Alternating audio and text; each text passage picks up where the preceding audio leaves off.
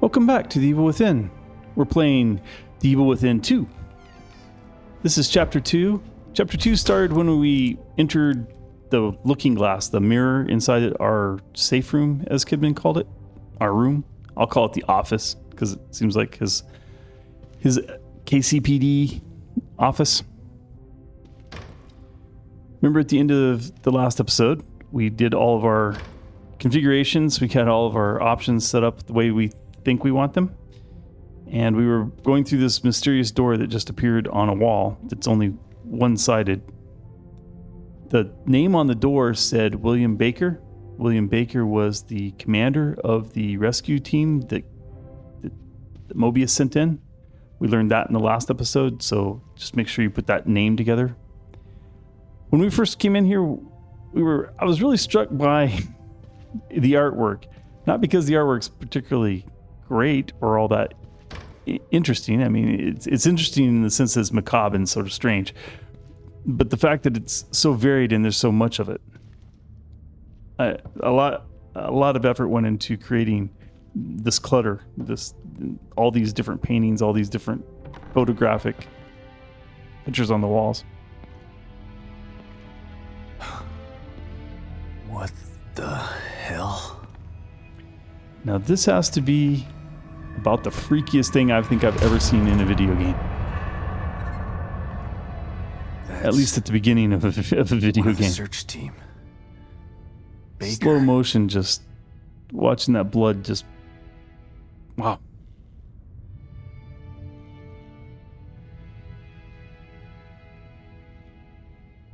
They set a camera up there. I mean, this is clearly some sort of form of artwork. And you have to be kind of very sick in the mind to think of this as artwork, but...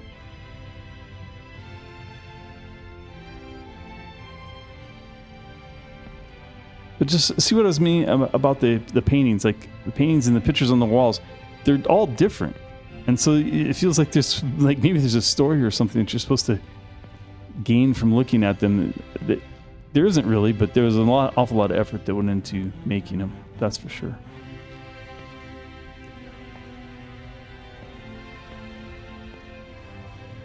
Now I noticed there was a look closely here button. I was trying to avoid the gray area there. Doesn't seem to hurt it. Whoa.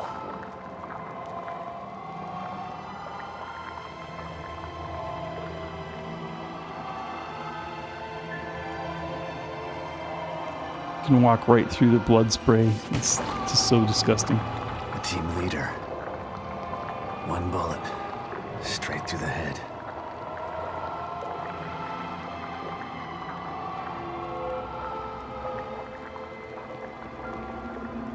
Every time he resets, you can hear that bullet hit. If you're inside the square there. See? So creepy. Want to remind you that we're in exploration mode. This is a blind play. We have no idea what the game's about. Other than it's part 2 of a 2-game series. And when we spent 280 hours with the first game, so we were expecting to spend, a similar 280 hours with this game. And you'll see that where a lot of our time gets spent is up front. I know if you watch normal Let's Play channels, they tend to try to get through the game at a regular, steady pace so that nobody gets bored watching them walk around and look at black curtains, for instance, or little statues of tigers.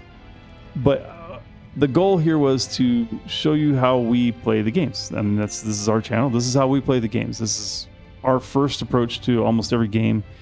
Is very thorough. We look around. Nice phone on the wall. Flashback to my childhood. Probably most people watching, unless you're my age, don't even know what a phone hanging on the wall with a cord looks like.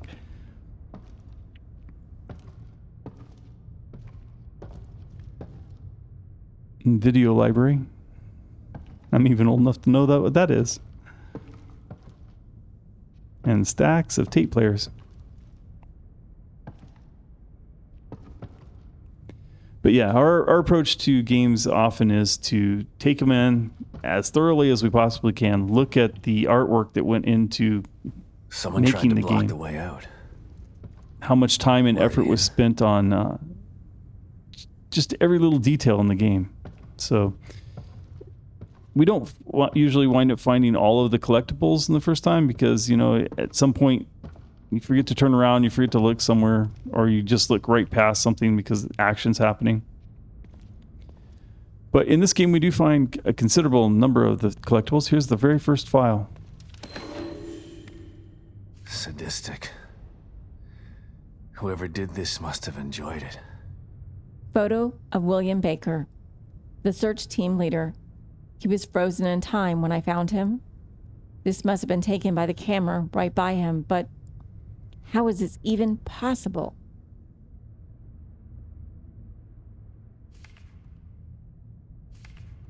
I think it's interesting that they let you flip the stuff over.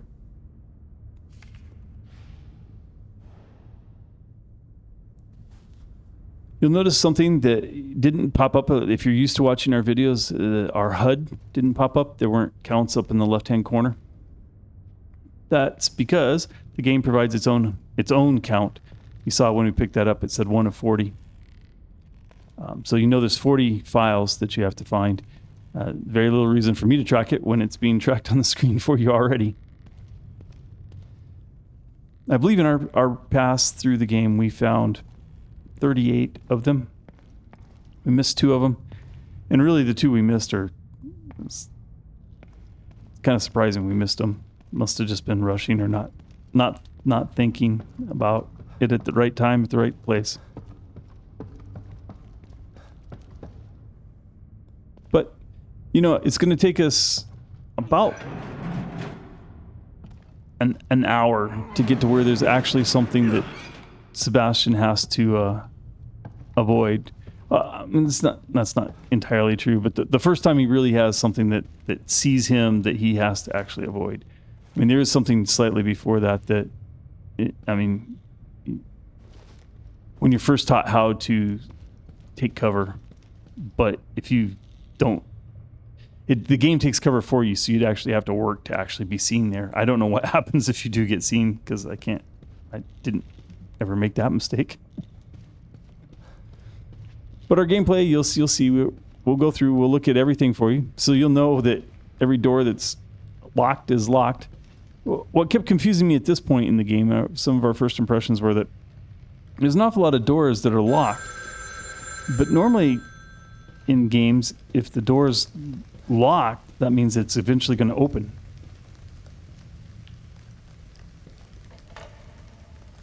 Hello? Shit. Who was that? I don't know, but he called you on a rotary payphone. I've had rotary phones. I don't know if I've seen any rotary payphones, though. My little town didn't have payphones, but we had rotary dial phones. But first time I saw a payphone, it was a push-button payphone. Still dates me, though, right? But so you'll see, like, there's a ton of locked doors, and I'm used to in games that locked doors are something you find keys to. There's something that opens them later on. So, like this hallway, I walk down here, this gate, and it doesn't open.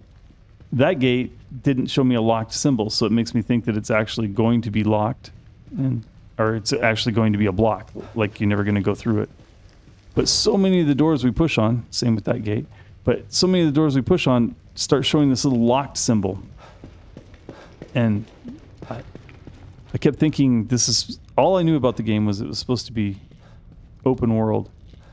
And so I kept thinking, well, I've got to go back. I've got to check and make sure that doors that were locked before are still locked. It turns out, I don't know why they put the symbol on them, but if they'd have just left the symbols off, it would have been better. Because then you'd have known that that's just a window dressing. I mean, in other words, there should be a door here, so we put a door there, but you're never going to go through it.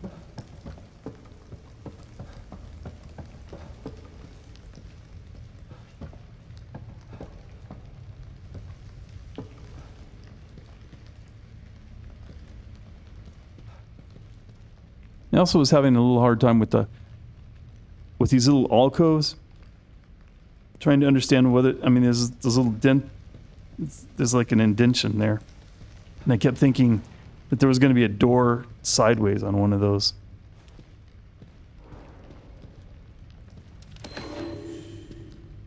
File number 2. Extravagant letter to applicant SV. Congratulations, truth seeker. Thank you for taking out spiritual acuity test. We're pleased to welcome you to the next level of knowledge. Please report to the nearest Moo Center with this letter to ascend from probationary application to the position of Moo Disciple. This letter guarantees you an exalted position at the next cleansing ceremony. Handwritten on the back of the envelope, lies, all lies.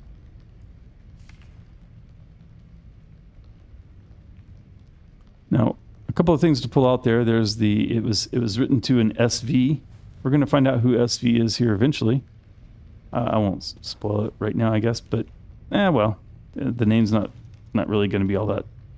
But Stefano, I don't remember his last name, how to say his last name, but Stefano's the main villain that we're hunting and is hunting us at the moment. There's actually a cutscene if you interact with that last door. I should have interacted with it, but apparently decided not to. We'll come back to it though. Promise. The other thing to pull out of that last letter was Moo. And if you remember in the first game, if you've been following it on our channel, if you haven't followed it on our channel, I highly recommend giving at least one of our playthroughs. I would suggest the Akumu run for the main game and the Kuriyami mode run for the DLCs. We talked through a lot of the lore and even the philosophy that we feel the game represented. But Moo, we never had a name for the church that was on the hill at the top of Cedar Hill, and we never had that cross symbol, that kind of cross with an almost eye, like a diamond-shaped eye in the center of it. We never really had a name for that, but keep that name Moo in mind, and we'll start seeing those crosses again as we go through the game. Anyway, they're not real. It's not really a spoiler. Now this is what I'm talking about. See, you see that little piece of paper there? Brian's convinced that's a note. Brian's convinced he can get to it. There has to be something. It wouldn't be there if there wasn't a reason.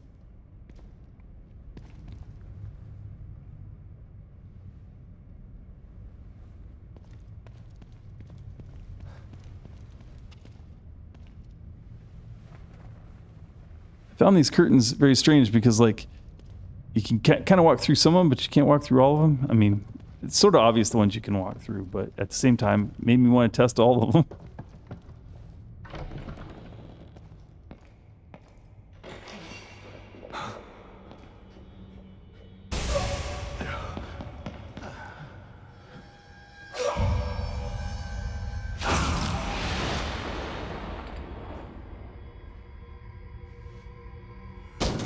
What was that? Shit.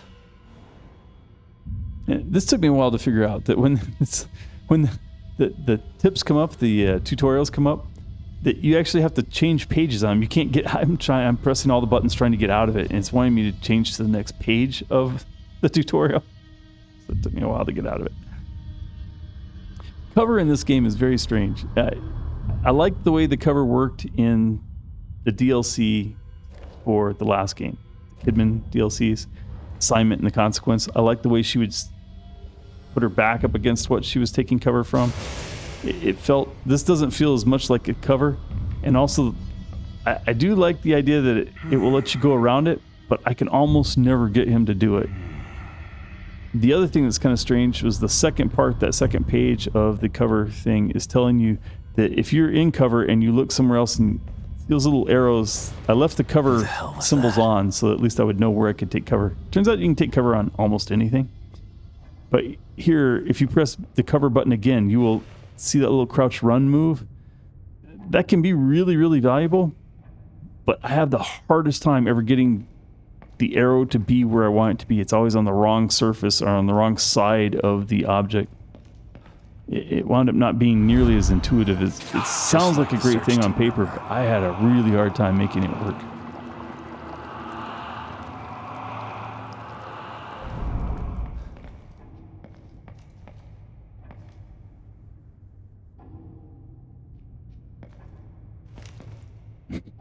That's me pressing B.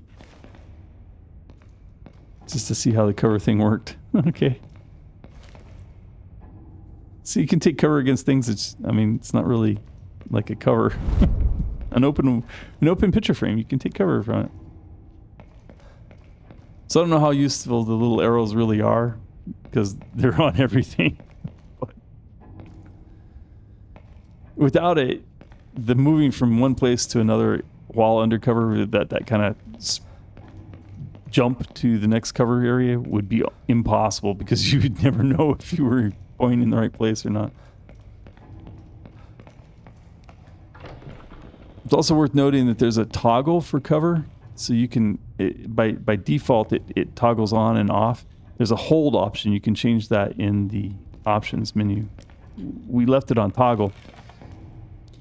If you try to, I can't imagine anybody being capable of doing the hold and moving, because the hold button, in at least in the configuration we have, the type B controller, you go into cover by pressing the B button, which is with your right thumb. And the way you move while you're in cover, or even look within cover, is with the right joystick. So somehow you've got to move the right joystick while holding the B button down. So now maybe if you were using, I don't know specifically, but maybe if you were using one of the type A controller configuration, then maybe it would make some sense. But I'm telling you, with my configuration on B, there's no way that's going to happen. So now we went up a whole staircase, went through a room, and now it feels like we're back in that same staircase. This is the kind of loopiness. Let's see. And look at that eye, the huge eye that appeared back there. It came in as almost like a camera lens, the not the lens, but the shutter, the way a camera shutter comes up, and it opened up and there was an eye and closed and the eye went away. It's like you're in this can't be where Kidman meant for you to go, right? This is not Union. This is not a warm and welcoming village where everybody will feel comfortable and at home. This is not that. So it's like when he went through the mirror, instead of winding up in Union, he wound up in somebody else's subconscious construct here. We're gonna go with the SV, Stefano.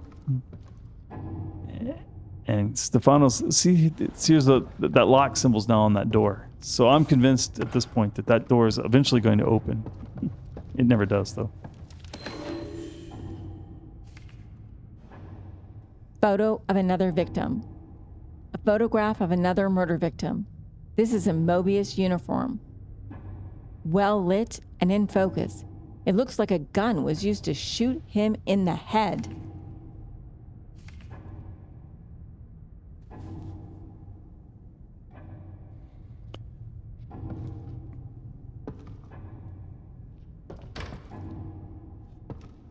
So we found 3 files. Our exploration is paying off. But see how the lock symbol comes up there? And so I'm just convinced that at some point I'm going to have to come back here and test that door again. I'll have a key. Something will have gone through it. Something will have opened it. It turns out that that's not the case, but this is early in the game, and the mechanics of the game, not fully understanding them.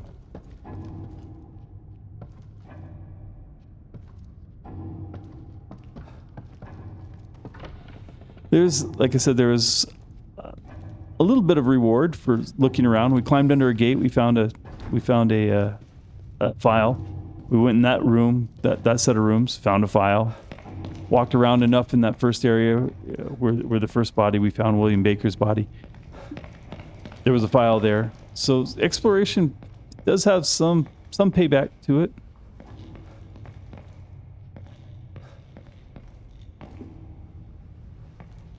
But so far the game, it just really didn't feel open world to me. I mean, this is very linear, going from room to room to room. I'm backtracking here because I am convinced that I came into this room and there was a stairwell that I didn't go up. There was a couple of gates that I didn't go through.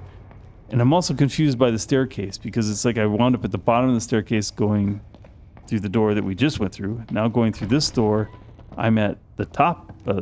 I'm at that room with all the red velvet drapes, and that is at the top of a staircase. Now you can think of it as two staircases and they just look very similar, or it's looping back on itself, but in slightly different time.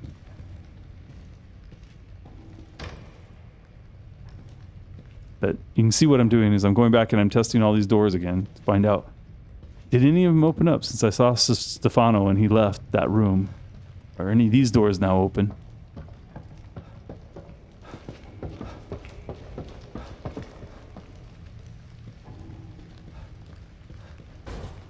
Specifically, I remembered that I didn't touch these double doors. Help! Help me! Hey! Damn it!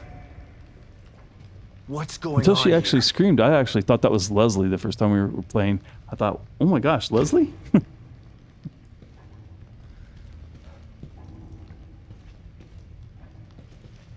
Now, theoretically, well, it's not theoretical. I've seen it now, but if you go all the way back to the very beginning of the chapter, to the very first door that you came through to get into, call this the art gallery. To get into the art gallery, if you go back to that door, you'll hear Stefano. He'll lock the door and keep you from going at it, and then laugh at you. You don't see him; he's just on the other side of the door. So you just hear the click, and the door's locked, and you hear him laugh.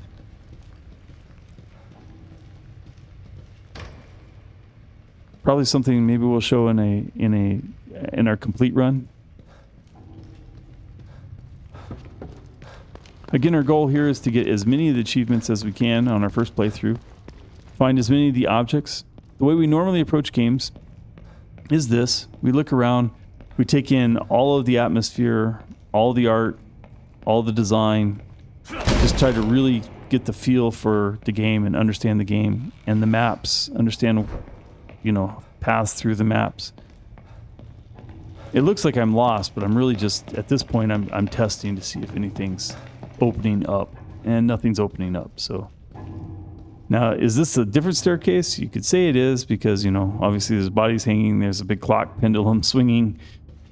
It's almost identical to the other one. There's even a payphone over there, a dial payphone, but it's off the hook instead of on the hook. So it doesn't really matter whether it's the same staircase or not, but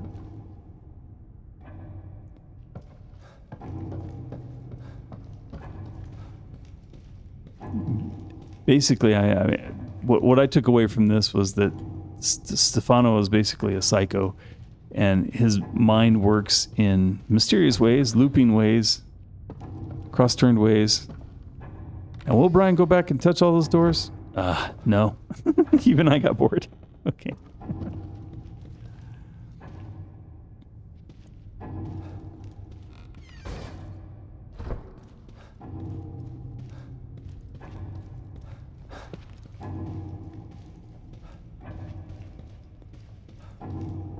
But when you went through the mirror, you wound up here instead of inside of Union. You wound up inside of Stefano's subconscious, his brain. The way his brain sees the world. And then this is his art gallery. These are presumably his photographs that he's mounted on all the walls.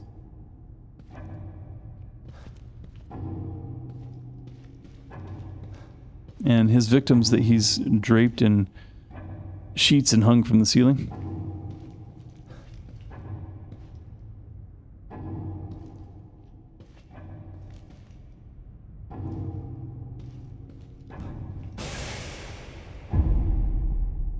And there's the man himself at the end of that hallway. So if we hadn't backtracked, it would have felt more like you were not too far behind him when you got here. He must have stood in the hallway for a long time. Look at all these paintings on the wall. I mean, there are some that repeat, but there's just so many of them that are so varied.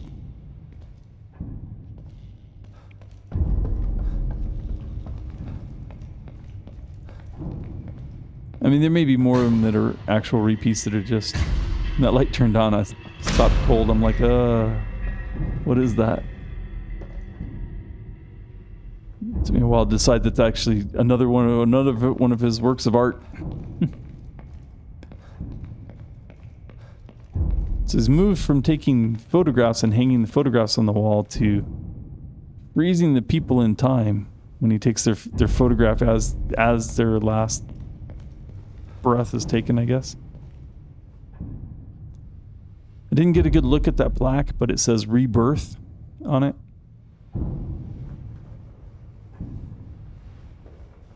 You can almost make it out there. Sorry, I should have gotten a better camera angle on that for you. Not that it's terribly critical, I mean, but, you know. That's what he's calling rebirth. I'm not enough of an art critic to have made any sense out of that. And I'm sort of happy that I can't make any sense out of this. A bunch of dead bodies cut and sliced up and one dead body in the middle with a white dress on. A pile of torsos below them.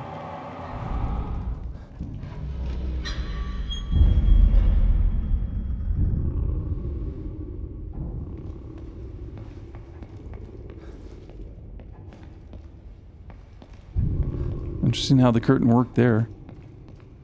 How the camera could see through the curtain. I mean, that's the way materials should work. I mean, if a material like a curtain gets between the player and the camera, it should do that. So that was well done. I'll point out later in the game the things that should do that don't, that are really irritating. You see the elevators on this side, elevators open. But, of course, Brian's thinking, gotta go check one last time. If I take that elevator ride, I probably won't get to come back. So let me go check those. There was a stairwell that I didn't go up the last flight of stairs. And one area next to that I didn't specifically walk into, so... Notice his stamina, he has no stamina. So by the time we got through with the Kumu, he had a good bit of stamina, so this was a shock to me that once again I can't run anywhere. But see, we didn't go up that staircase there, and we didn't go to see if we could get through that door. Nothing here to see.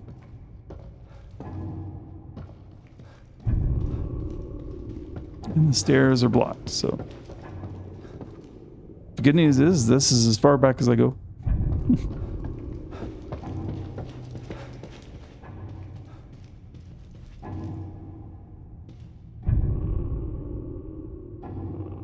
I don't know why I was particularly interested in that specific image.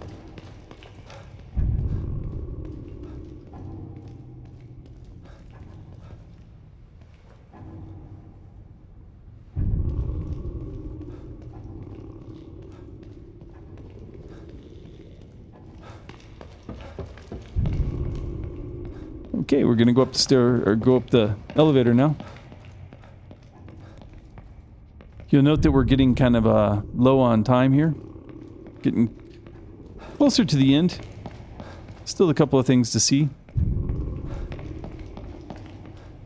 Leave you with another cliffhanger.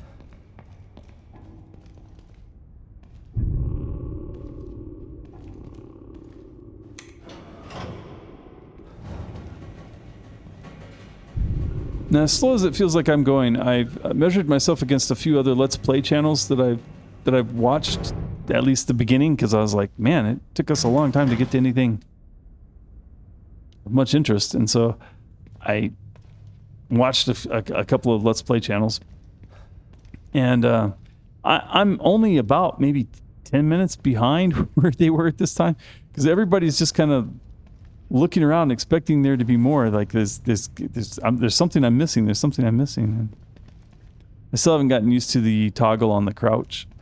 You have to toggle on, duck down, and then toggle it off. Used to, you could just kind of, you could be sprinting at something, hit the toggle in the previous game. You could hit the duck button, the crouch button, and he would just kind of scoot under the thing, and you could let go, and he'd pop right back up and run on the other side.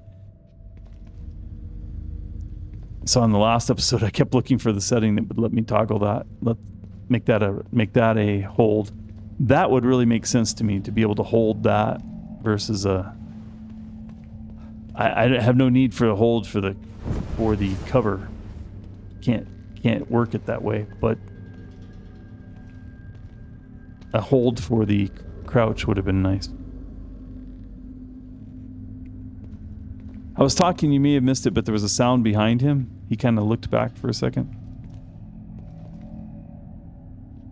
And now there's a wall that wasn't there before. And the hanging women, draped women are all lined up. And now there's another wall, and this one has a door. There's a camera at the other end of that. You can't look through that camera or anything, but there was a camera. They're lined up.